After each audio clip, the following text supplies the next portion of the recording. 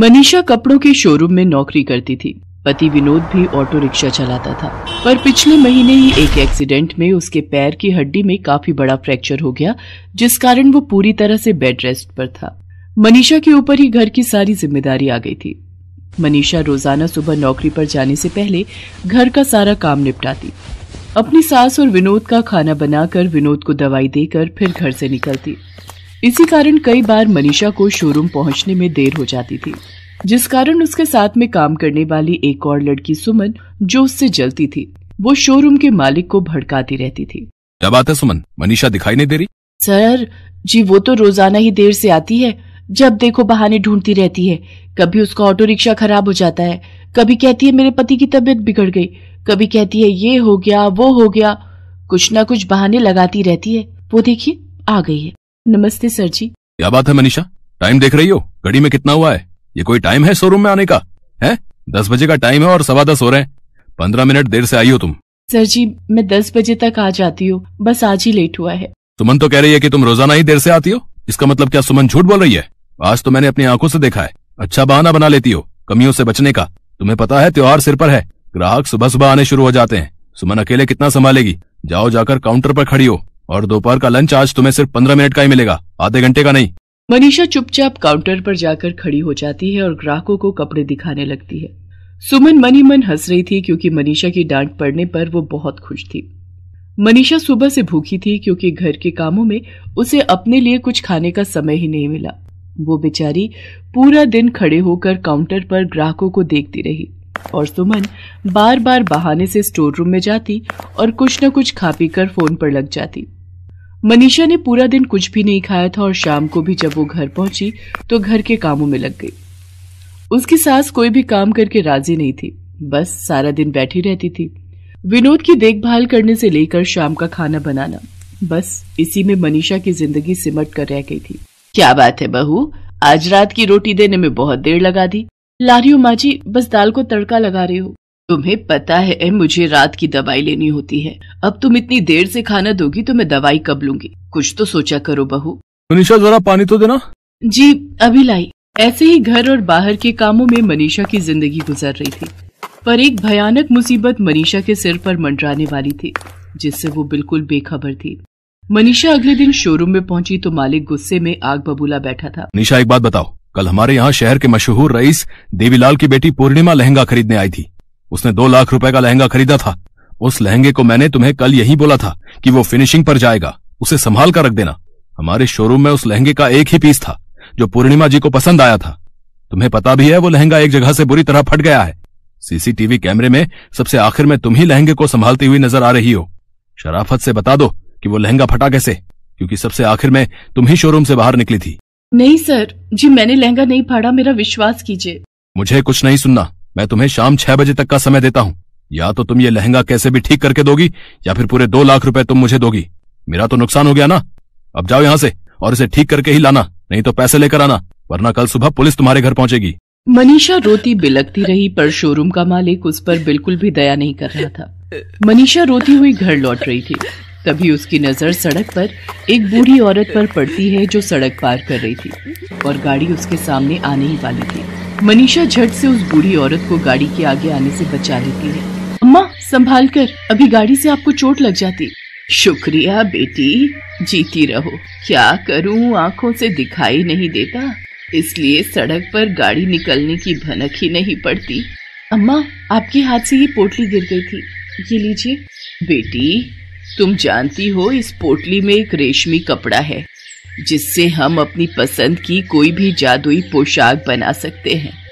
किसी जमाने में मैं एक बहुत बड़ी जादूगरनी थी और इस कपड़े की सहायता से बहुत सुंदर सुंदर पोशाक बना लिया करती थी, पर अब उम्र के साथ मेरी आंखें भी कमजोर हो गई हैं और मैं नहीं चाहती कि मेरे बुढ़ापे का फायदा उठाकर कोई इस कपड़े को चुरा कर ले जाए, इसलिए इसे पोटली में बांधकर अपने साथ रखती हूँ।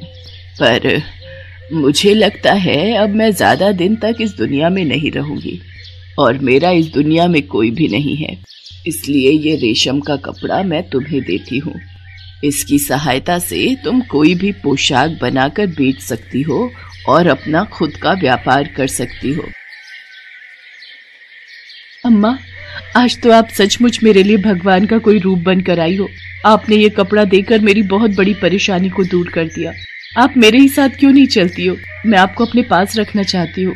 नहीं बेटी, अब मैं उम्र के इस पड़ाव पर हूँ कि मुझे 4 धाम की यात्रा करनी है, इसलिए मैं तो बस प्रभु के चरणों में ही अपने आखिरी दिन गुजारना चाहती हूँ। मनीषा से विदा लेकर वो बूढ़ी औरत वहाँ से चली गई।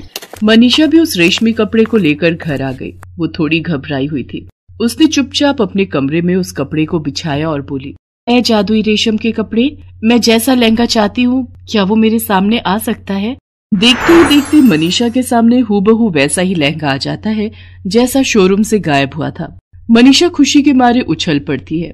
उसकी तो मानो सारी परेशानियां दूर हो गई थी। वो अच्छे से उस लहंगे को पैक करती है और शोरूम पर लेकर पहुंचती है। लहंगे को बिल्कुल ठीक हालत में देखकर शोरूम का मालिक हैरान रह जाता है।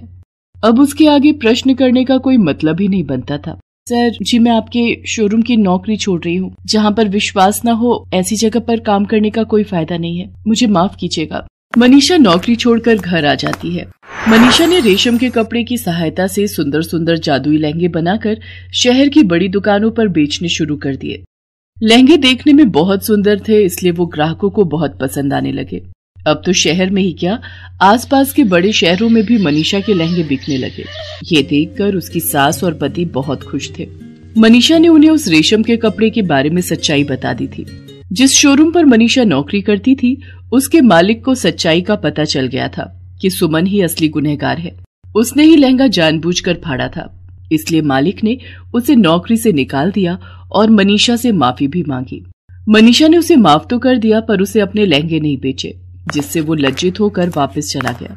धीरे धीरे मनीषा ने विनोद का अच्छे अस्पताल में इलाज करवाया और वो भी ठीक हो गया। अब तो वो भी मनीषा के साथ लहंगों के व्यापार में हाथ बटाता था। बड़े बड़े फैशन शो में मनीषा के लहंगे जाने लगे। देखते ही देखते मनीषा लहंगों की बड़ी व्यापारी बन गई। आज उसने अपनी सास और पति विनोद को वो सारी खुशियां दे दी थी जिसके लिए वो हमेशा से ही तरस रहे थे। आखिर औरत लक्ष्मी का रूप होती है, ये मनीषा ने साबित कर दिया था। मजा आ गया, लेकिन इस कोन के ऊपर स्ट्रॉबेरी तो है ही नहीं। हाँ बेटा, मैंने बोला था लगाने को, बट वो फ्रेश स्ट्रॉबेरी थी नहीं उनके पास। लेकिन ये पूरी आइसक्रीम स्ट्रॉबेरी फ्लेवर की ही तो है। नहीं, मुझे असली स्ट्रॉबेरी भी खानी थी। मैंने आपको बोला था पहले ही। क्या पापा, आप मेरे लिए इतना भी नहीं कर सकते? ओफो, सच में कोई फायदा नहीं आपके इतना अमीर होने का। मेरी बच्ची की इतनी सी ख्वाहिश पूरी नहीं कर सके आप। पर माया, मैं रहने दीजिए, आप तो बस अपनी उस भतीजी के बारे में ही सोचिए। अपनी बेटी को कैसे खुश करना है ये मैं ही देख लूंगी। Minki, you don't worry baby, मम्मा आपके लिए शाम को स्ट्रॉबेरीज का पूरा पैक लेकर आएंगी, ओके? इतना कहकर माया ने दरवाजे की ओट में खड़ी पिंकी को घूर कर देखा, वहां से चली गई। सुनील भी उठकर अपने ऑफिस चला गया और बेचारी पिंकी टेबल पर रखी स्ट्रॉबेरी फ्लेवर की आइसक्रीम को ललचाई निगाहों से निहारने लगी। उसके सामने ही वो आइसक्रीम पिघलकर बिल्कुल बेकार हो गई, लेकिन पिंकी में इतनी हिम्मत नहीं थी कि वो आगे बढ़कर उस आइसक्रीम को चख भी सके। हालांकि अब भी उस आइसक्रीम के सामने से जाने का पिंकी का बिल्कुल भी मन नहीं हो रहा था। और फिर ये देखो, महारानी तब से यही खड़ी है और वहाँ घड़ी में 9 बजने वाले हैं। मिंकी तो तैयार होकर स्कूल भी चली गई। वो चाची, अब मैं पूछ रही थी कि अब क्या करना है। सच में कुछ नहीं सिखाया इसके माँ बाप ने, एक एक काम बोलना पड़ता है। अपनी आंखों से कुछ नहीं दिखता क्या तुझे? और वहाँ किचन में सिंक बर्तनों से भरा पड़ा है, कृपा करके उन्हें धो लीजिए महारानी जी।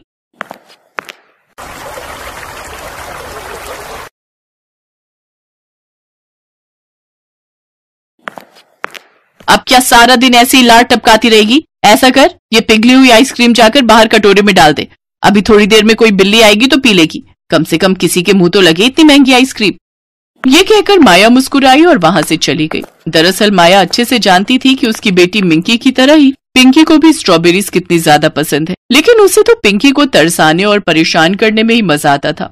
इसीलिए उसने जानबूझकर पिंकी को वो पिघली हुई आइसक्रीम बिल्ली के कटोरे में डालने को कहा। उसे अपने मम्मी पापा की बहुत याद आ रही थी, जो उससे बहुत प्यार करते थे। फिर उसी शाम, ये लो मिंकी, अब जितनी चाहो उतनी स्ट्रॉबेरीज खाओ। वाह मम्मा, मुझे तो ये सारी खानी है। अब रुको पिंकी, मेरा मतलब है कि पहले हाथ तो धो लो। ए चुप कर, अब तू सिखाएगी मेरी मिंकी को। जा जाकर डिनर के लिए सब्जियां काट, चल जा यहाँ से। पिंकी उदास होकर वहां से चली गई। अब रुको मिंकी, ये वाली रहने दो, ये स्ट्रॉबेरी थोड़ी खराब सी लग रही है, इसे मत खाओ, इसे खाकर तुम्हारी तबीयत खराब हो सकती है। तो मम्मा क्यों ना हम ये पिंकी को दे दे, अगर उसकी तबीयत खराब हुई तो मुझे बहुत मजा आएगा। ऐसी बात है तो ठीक है, दे दो उसे, मैं जरा पड़ोस वाली आंटी से मिलकर आती हूँ। ओके।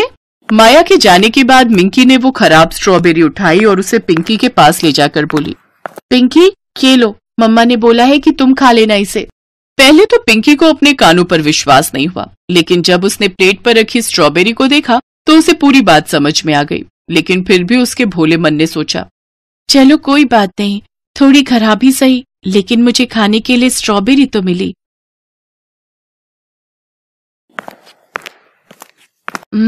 देखने में कितनी प्यारी और मीठी लग रही है। रुक जाओ प्लीज, मुझे मत खाओ। हैं? ये कौन बोला? ये मैं हूँ, तुम्हारे हाथ में।